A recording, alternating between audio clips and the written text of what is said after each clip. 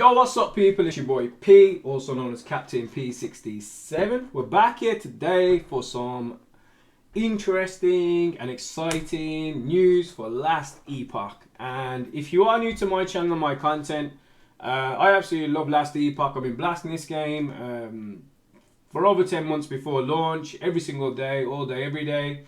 Even after the launch and the cycle not coming out or being revealed for a hot minute. Still on the game like every day, doing builds, testing, videos and guides and everything in between.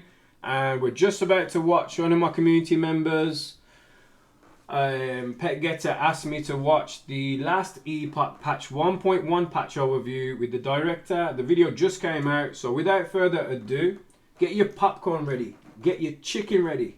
Let's hit it. I cannot wait.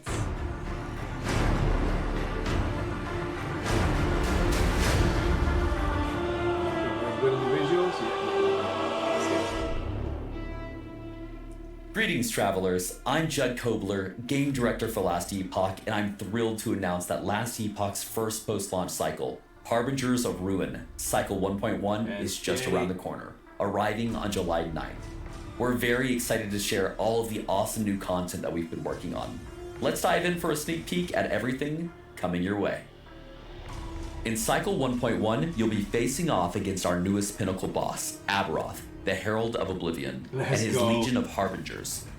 Aberoth is a fearsome foe who has selected his strongest legionnaires to hunt down Atera's champions and give them a choice. Either join his side and dedicate themselves to Orbis, or perish. While exploring and fighting your way through Atera, you will frequently encounter these fallen warriors that have been defeated by the Harbingers and tainted by corruption. I'm glad you're fighting them on the map. You fight with the bosses exact normally as well. It's a really good way of doing it. When interacting with these remains, choices will be given to acquire their previously equipped items, but the vengeful void will cause the remains to animate and attack. This forms the Nemesis system, where by clicking on a Nemesis, which appears as swirling pieces of armor above a slain warrior, brings up a menu where you can see 4 items that are obtainable. You're given 3 options. 1, you can banish the Nemesis entirely, so the next one you encounter has brand new items. 2, you can challenge the Nemesis, causing the equipment to coalesce into a powerful foe that drops its displayed items when slain. Or 3, you can empower the Nemesis. This will result in it challenging you, but escaping if you were able to defeat it.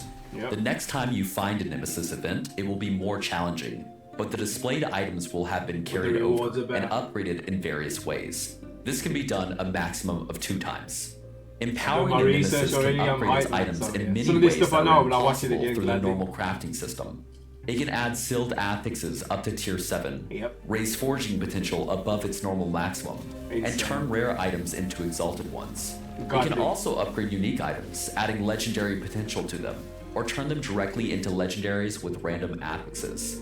At higher levels, Nemesis can spawn a special unique, the Egg of the Forgotten, which can be replaced by one of your own uniques as long as it has no legendary potential or Weaver's Will, allowing you to empower that unique with the system. To stop the threat of the Harbingers, you'll need to work with the Forgotten Knight to devise a plan to take out their leader, Aberoth, Last Epoch's brand new pinnacle boss, and the source of their power. You'll need to progress through the new in-game faction, the Forgotten Knights, to gain access to Aberoth himself. But only the strongest will have a chance of taking him down, gathering his spoils, and ending the Harbinger threat.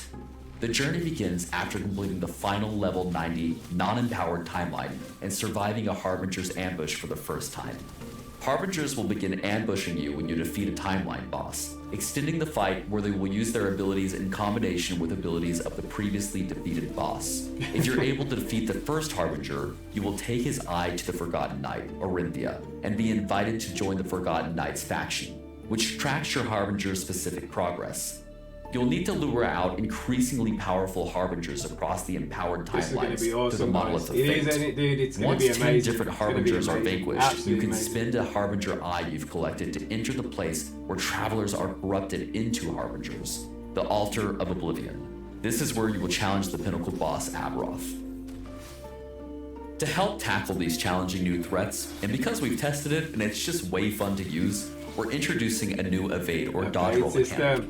While Evade doesn't offer immunity frames or serve as a traversal skill, I thought it would be good in iframes, but it's all good. Another movement skill based.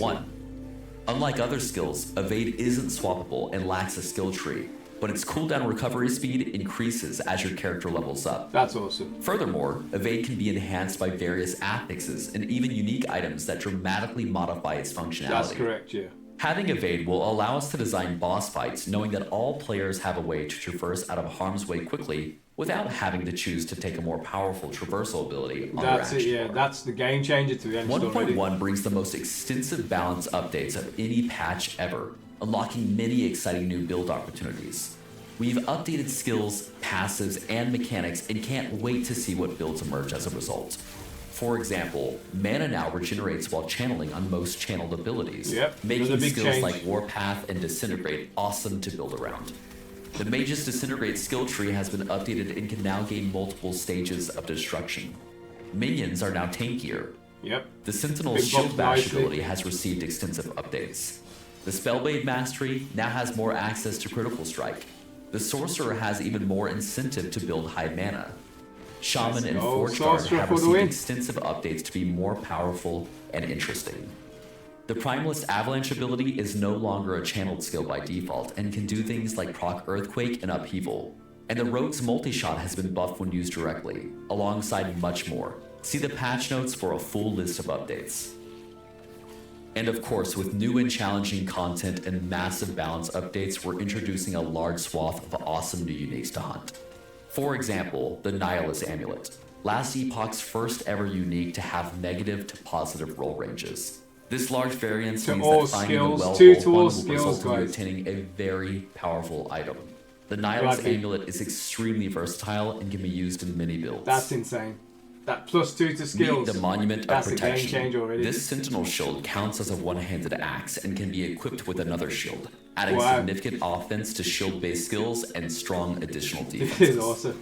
This is awesome. These uniques are godly. Black Blade of Chaos.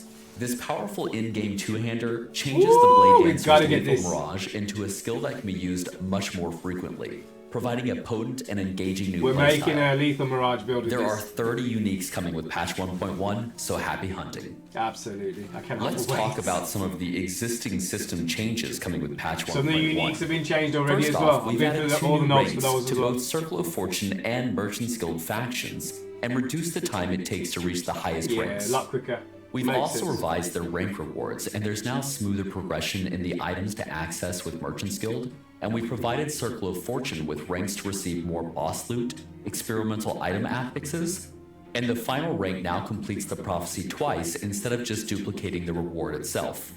We're also working towards improving the Merchant's Guild Bazaar search feature and plan to release those updates during the 1.1 patch as soon as possible. Yeah, it needs to be redefined or retweaked. We're excited to announce that we're adding level ladders alongside arena ladders, which can be accessed both in-game and on the official Last Epoch website this patch.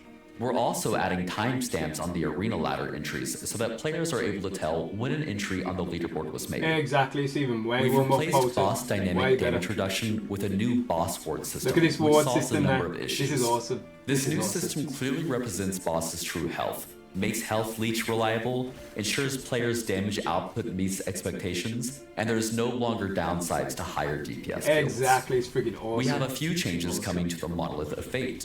First, Echoes now more consistently contain swarming and rare enemies to ensure that they're sufficiently populated and rewarding. We've heard your feedback that progressing through non-empowered timelines on alts is too time-consuming. In 1.1, you will be able to find the new Glyph of Envy, which siphons stability from your items to add to your timelines. The stability granted to uncompleted, non-empowered timelines is very high, allowing you to quickly progress through the unempowered monolith on alt characters.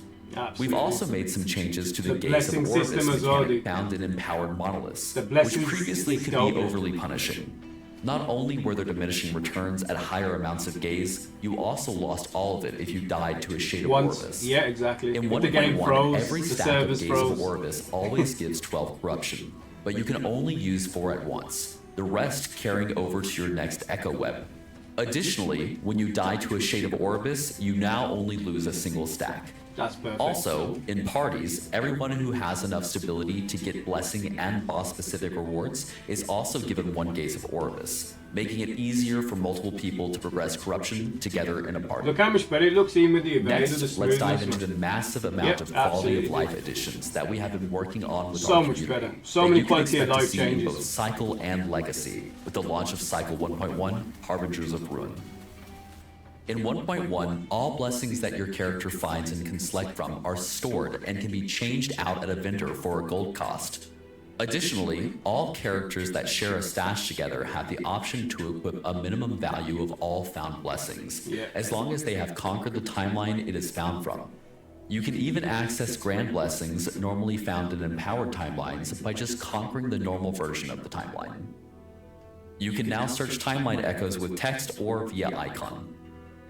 We've made some good improvements to the loot filter. For example, you can now filter for legendary potential and Weaver's Will. Selecting multiple affix conditions is now supported in the user interface.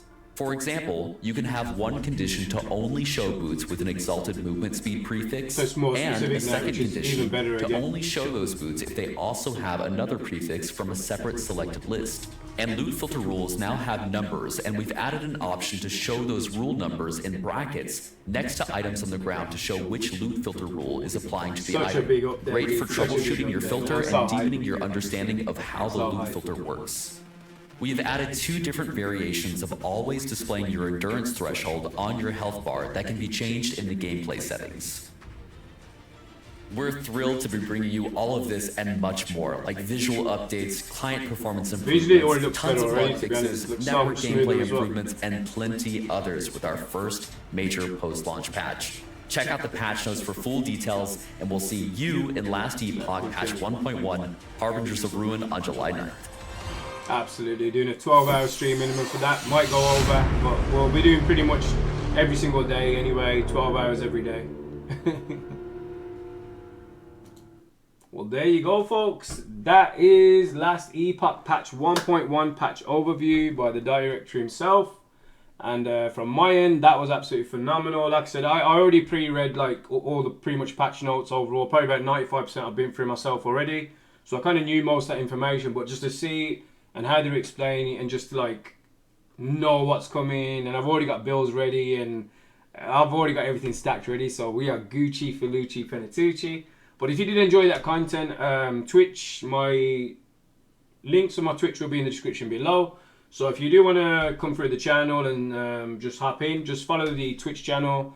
And you can support by following the channel. You could sub or gift a sub, tip or donate if you wish.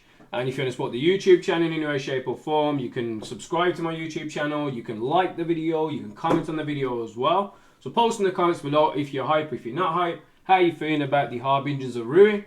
But as far as I'm concerned, for me, it's absolutely amazing. I cannot wait. And like I said, we're doing a minimum 12-hour stream that same day.